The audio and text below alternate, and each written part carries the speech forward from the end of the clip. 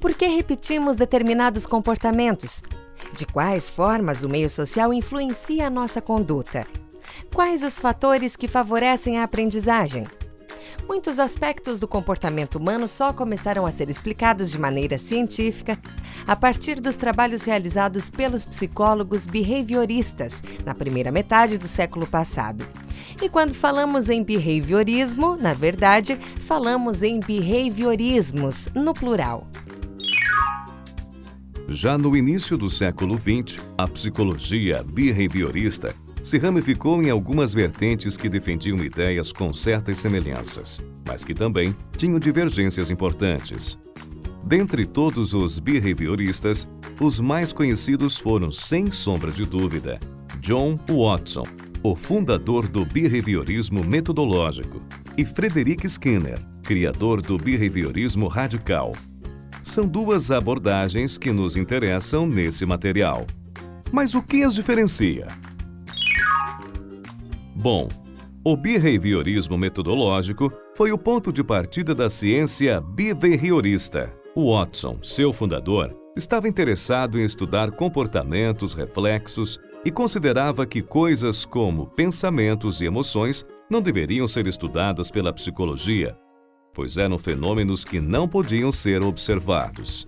Já o behaviorismo radical de Skinner estava interessado em estudar o comportamento operante, muito diferente do comportamento reflexo. Além disso, o behaviorismo radical não exclui o estudo das emoções, do pensamento e de outros fenômenos que não podemos enxergar. Percebe as diferenças entre as duas abordagens? Vamos explorá-las um pouco mais.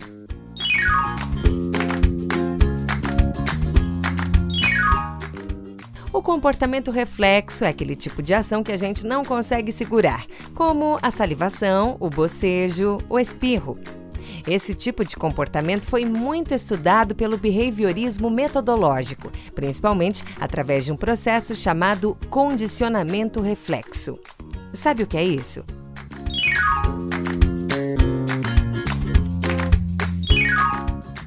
Resumidamente, o condicionamento reflexo acontece da seguinte maneira. Primeiro, procure um estímulo que provoque uma ação reflexa em um organismo. Vamos pensar um pouco. Já sei, um bom estímulo pode ser um alimento que desencadeia a salivação num cão. O alimento é o estímulo, a salivação é a ação reflexa que responde a esse estímulo. Tudo bem. Agora, pegue um estímulo neutro, ou seja, um estímulo que não desperta nenhum comportamento no cão, como o barulho de uma sineta, por exemplo. Se toda vez que você oferecer alimento ao cão fizer barulho com sineta, com o passar do tempo, ele começará a salivar simplesmente ao ouvir a sineta, mesmo que nenhuma comida lhe seja oferecida.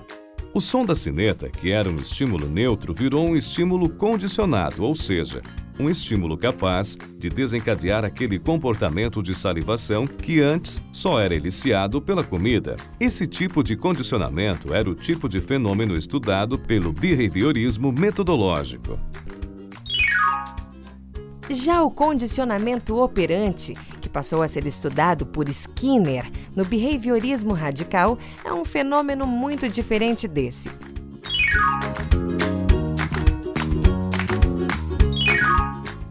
No condicionamento operante, primeiramente um organismo emite um comportamento.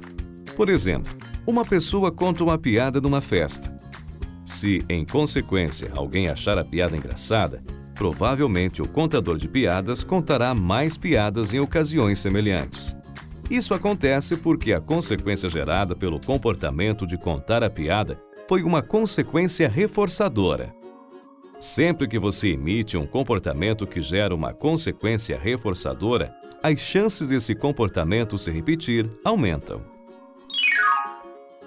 Percebeu bem a diferença entre os dois tipos de condicionamento? Veja uma comparação.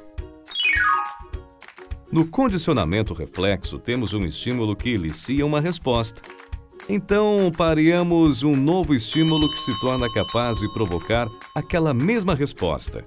No condicionamento operante, não há estímulo algum desencadeando comportamentos. Não há sinetas nem comida. Aqui é o organismo que opera, ou seja, emite um comportamento. Quando esse comportamento gera consequências reforçadoras, tais consequências aumentam as chances do comportamento se repetir. Note que são processos muito diferentes.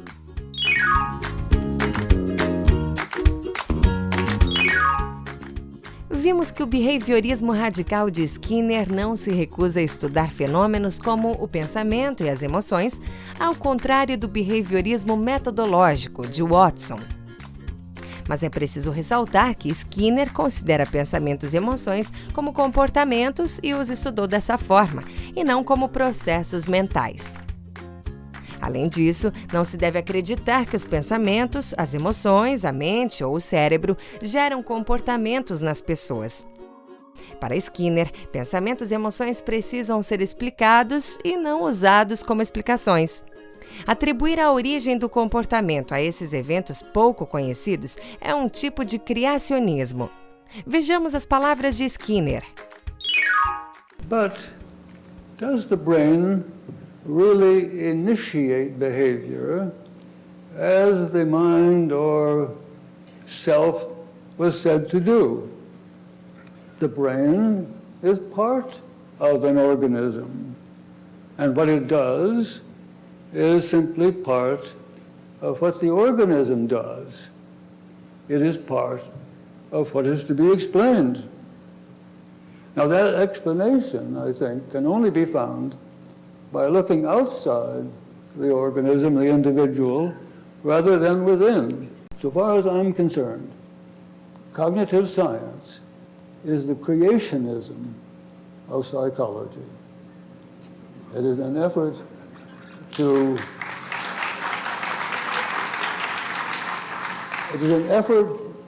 reinstate that inner, initiating, originating, creative self or mind, which in a scientific analysis simply does not exist.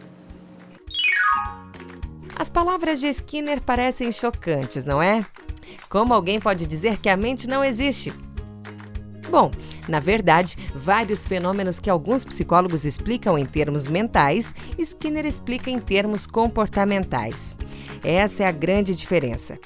No livro Ciência e Comportamento Humano, há vários capítulos nos quais ele desenvolve essas explicações de forma bastante didática.